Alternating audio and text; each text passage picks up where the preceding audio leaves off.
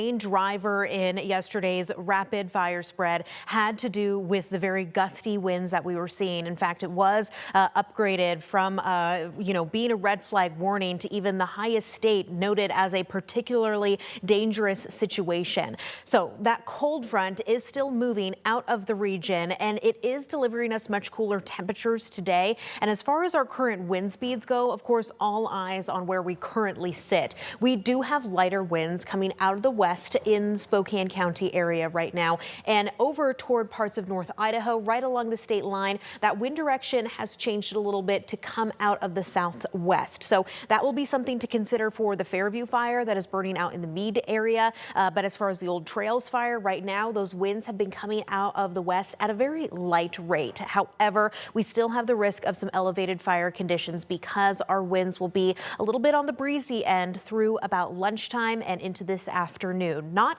nearly as gusty as what we were dealing with yesterday, so the red flag warnings have expired, but we still need to be aware of this because of the severity of how rapidly those fires grew yesterday. So let's take this hour by hour because this goes over the gusts that we are expected to see here. Moving along here into about lunchtime, that's when we'll start to first see these winds picking up again in the Spokane County area out of the west with gusts near 20 miles per hour. Our sustained winds throughout this afternoon are going to be at about 10 to 15 miles per hour, so definitely lighter than yesterday. However, this still could lead to some fire weather behavior. Moving forward into this afternoon, this puts us at about 3 p.m. Winds still coming out of the west near about 18 mile to 20 mile per hour gusts for the Spokane area. Where it is going to be more elevated is out toward the central part of the state through the Cascade Gaps and in the Kittitas Valley. But continuing to move along here when it comes to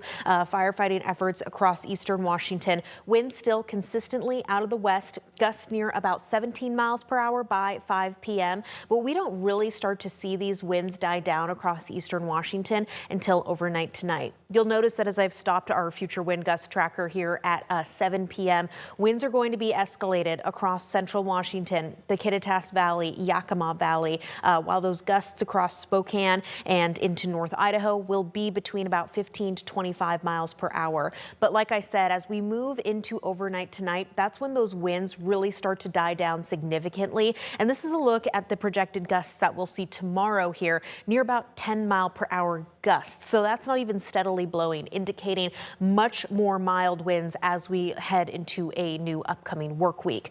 Taking a look at some of the relative humidity, this is the other layer that we monitor closely when it comes to fire danger and tracking wildfire behavior.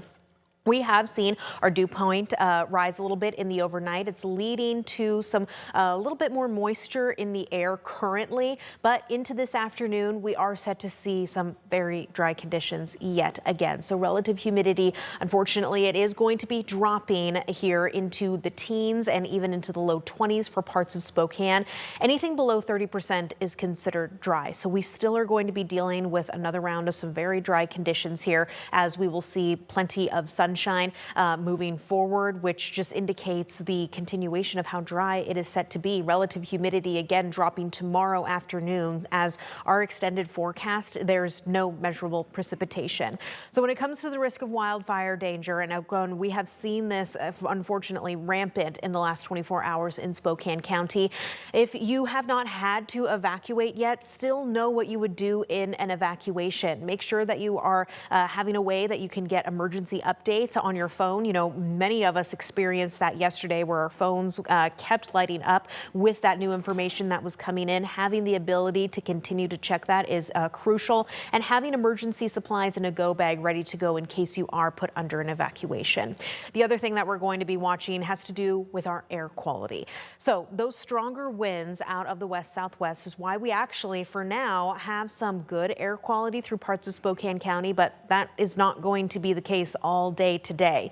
Taking a look at some of the fire behavior as well as those winds that are coming out of the west, we are anticipating to see more intense smoke being funneled into parts of eastern Washington and North Idaho because of these Spokane area fires that are burning, and then as well as the fires that are burning out toward the Colville Reservation and through parts of central Washington. So moving forward into this afternoon, unfortunately, the smoke is going to be thicker, especially for areas in Spokane Valley, Liberty Lake, Post Falls, and Coeur d'Alene, north to Deer Park and Sandpoint. The purple here on the screen indicating that much denser smoke that we are set to see. And not only are we going to be dealing here with this elevated smoke because of fires in our region, but by tomorrow we see our winds start to shift a little bit coming from the north, and so we are going to be dealing with some even additional wildfire smoke from fires burning in Canada filling into the inland northwest, and plus on top of that we are dealing with all of these fires that have broken out across eastern Washington and toward the central part of the state. So that's why when it comes to our air quality forecast today, we have the potential of dipping down into unhealthy for some. Of course, areas that are closest to some of those fires are going to be looking at some unhealthy air quality, but tomorrow we're anticipating a lot more of this thicker smoke here, leading to the forecast of very unhealthy air quality conditions. So we do have air quality alerts in place for all of these counties that are shaded in gray. Of course, they continue to be reevaluated by Department of Ecology and local agencies there. Future tracker for you.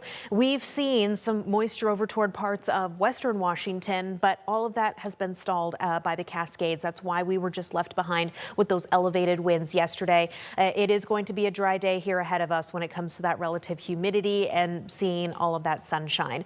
We start to see some increasing clouds by this evening, but very not expecting to see any measurable precipitation out of this. Slight chance that we could see some high elevation mountain showers over in North Idaho, but not enough to dampen, unfortunately, the fire danger that we are still faced with. That dry cold front is why we are seeing much cooler temperatures today. So highs will be in the mid to upper 70s for Spokane and Coeur d'Alene. That is a little bit of a silver lining when it comes to all of the efforts to fight the fires out there. It's not going to be a day where we're experiencing high heat. These temperatures are about 10 degrees below our average. Rain total so far, zero measurable precipitation out of the Spokane International Airport for really the entire month of July, and August is also up there as one of our driest months out of the year. Overnight tonight, we fall into the low 50s to upper 40s. Tomorrow, our temperatures are going to be a bit warmer. We are looking at some upper 70s to low 80s. We have high pressure that is going to be building over the course of this next week, setting us up for some warmer temperatures by the end of the week. And through our extended forecast, I mean, we are expecting no measurable precipitation. Clear skies, dry conditions are going to be a concern. The silver lining again in this, though, is that we are anticipating to see significantly calmer winds through at least the first half of the week. So that's kind of the good news there when it comes to firefighting efforts. But the heat by the end of the week is definitely something that we are going to be monitoring as this is still a very rapidly changing situation as crews continue to battle the flames out there across the Spokane area fire.